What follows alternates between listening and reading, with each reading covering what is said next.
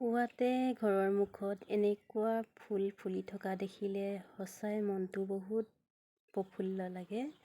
খুবেই এটা মনত আনন্দ লাগে।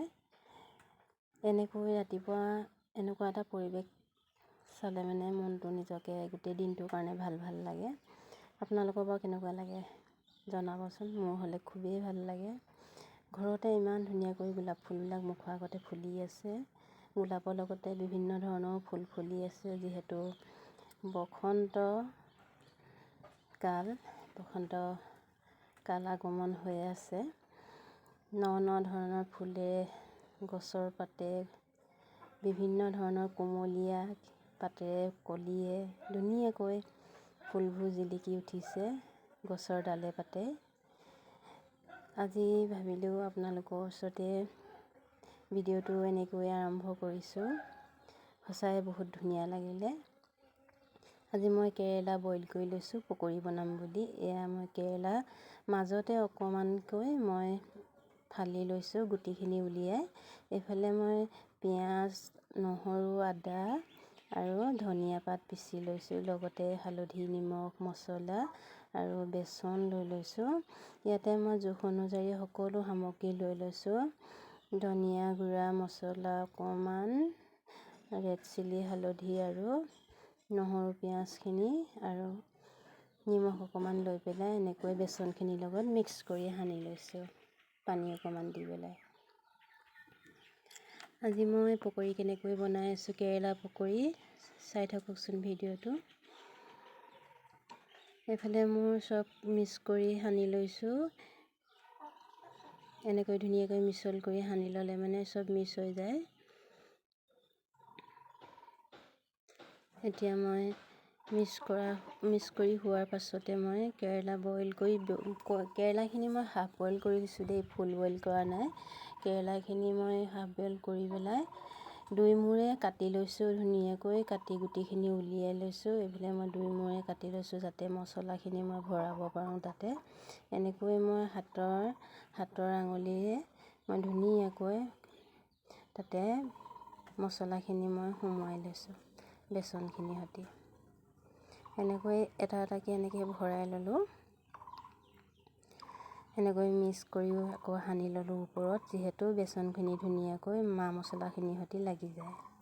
আপোনালোকে বাৰু কেৰেলা পকৰি বনাই খাইছেনে নাই খোৱা বাৰু? যদিও নাই খোৱা আপোনালোকে খাব, মইতো খুবেই ভাল পাওঁ খাই এনেকৈ। এইফালে মোৰ কেৰেলা সনা হৈ গ'ল। এতিয়া মই কেৰাহী পাতি ল'লোঁ আৰু তেল ঢালি ল'লোঁ। মই সৰিয়হ তেল ঢালিছোঁ, ঘৰতে পিছা। এয়া মই ধুনীয়াকৈ সৰিয়হ তেলখিনি মই মিক্স কৰি লৈছোঁ। তেলখিনি আকৌ আমাৰ ঘৰৰ নহয় দেই, ভণ্টিহঁতৰ ঘৰৰ পৰা দিয়া তেল হয়। সিহঁতৰ ঘৰতে খেতি কৰে, সিহঁতৰ ঘৰৰ পৰা দি পঠাইছিলে।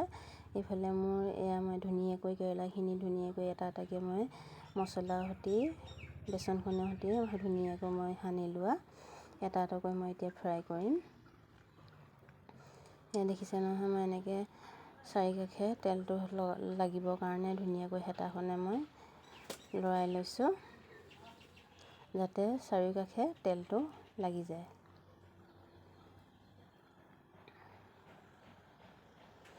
আজি ভিডিঅ'টো কেনেকুৱা পালে বাৰু?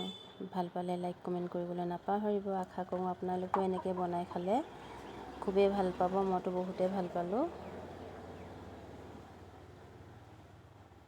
যদিও নাই খোৱা নিশ্চয় খাব।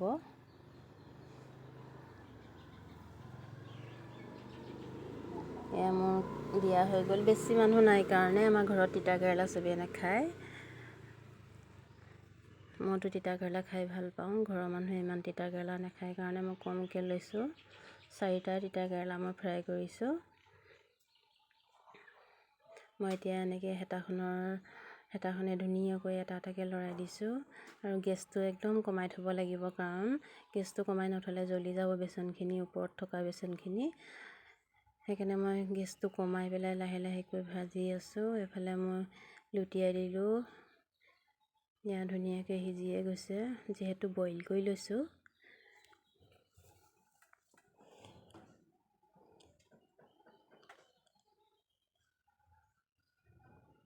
এয়া মই ধুনীয়াকৈ লুটিওৱা হৈ গৈছে কেৰেলাখিনি।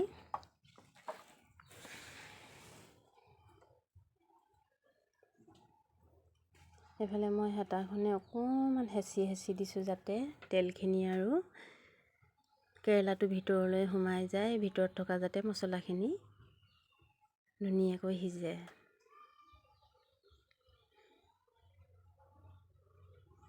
সম্পূৰ্ণ ফ্ৰাই হৈয়ে গৈছে।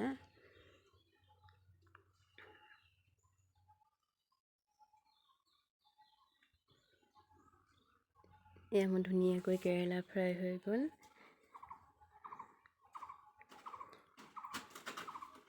আপোনালোকে বনালেও এনেকৈ হেতাখনে অকণমান এনেকৈ হেঁচি দিব যাতে তেলখিনি সোমাই যায়।